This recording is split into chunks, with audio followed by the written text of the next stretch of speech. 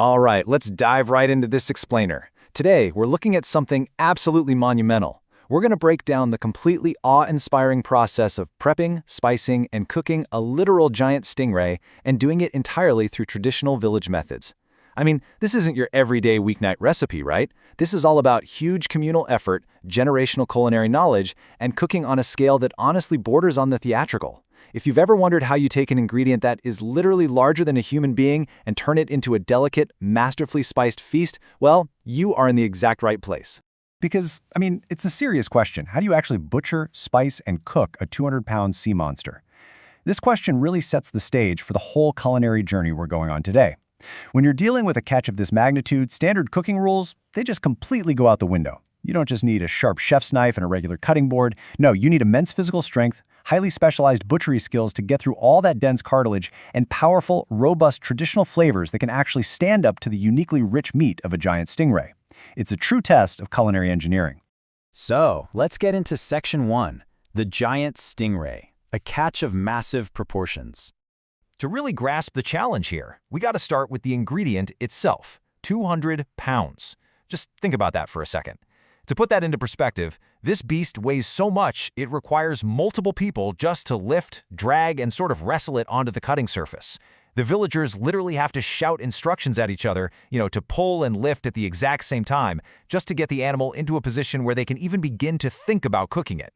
It is exhausting, backbreaking work before a single fire is even lit.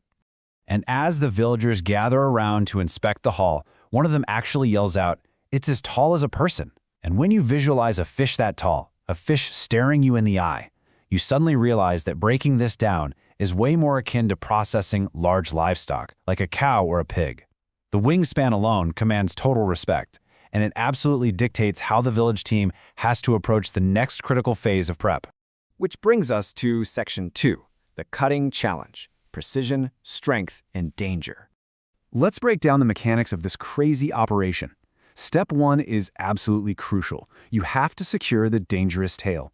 Even though the stingray is already caught, that barb is a massive hazard, so the team has to carefully pull it and secure it out of the way right off the bat.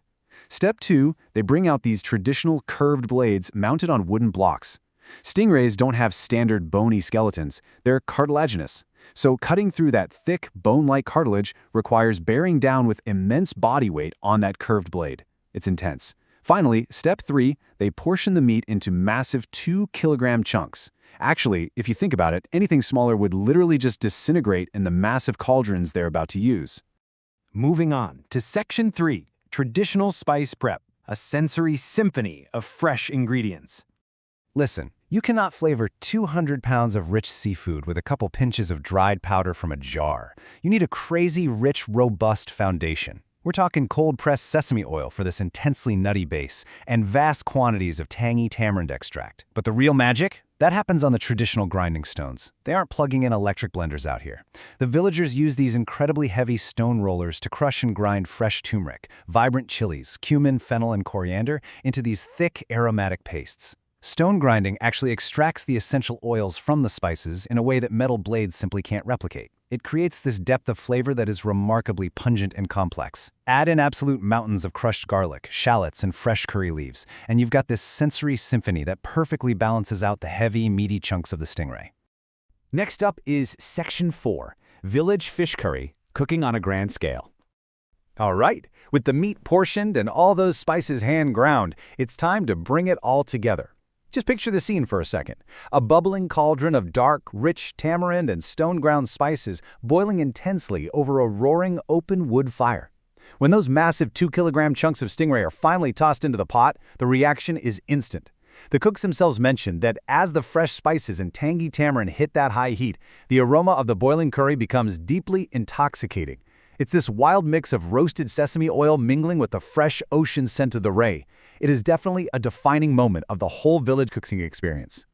But cooking on a scale this massive brings some pretty unique logistical nightmares. One of my favorite moments is this hilarious quote from the cooks, where they're yelling, "You push east, you push west." It perfectly highlights the sheer physical comedy and immense teamwork required just to stir a pot of this monstrous size. I mean, you literally need 2 people standing on opposite sides of the massive vessel, coordinating their movements with giant wooden oars, just to make sure the meat at the bottom doesn't burn. It transforms cooking from, a solitary chore into this highly communicative communal dance. And finally, Section 5, the delicious feast, crispy fry and rich curry. After all that, the villagers reward themselves by preparing the stingray in two beautifully contrasting ways.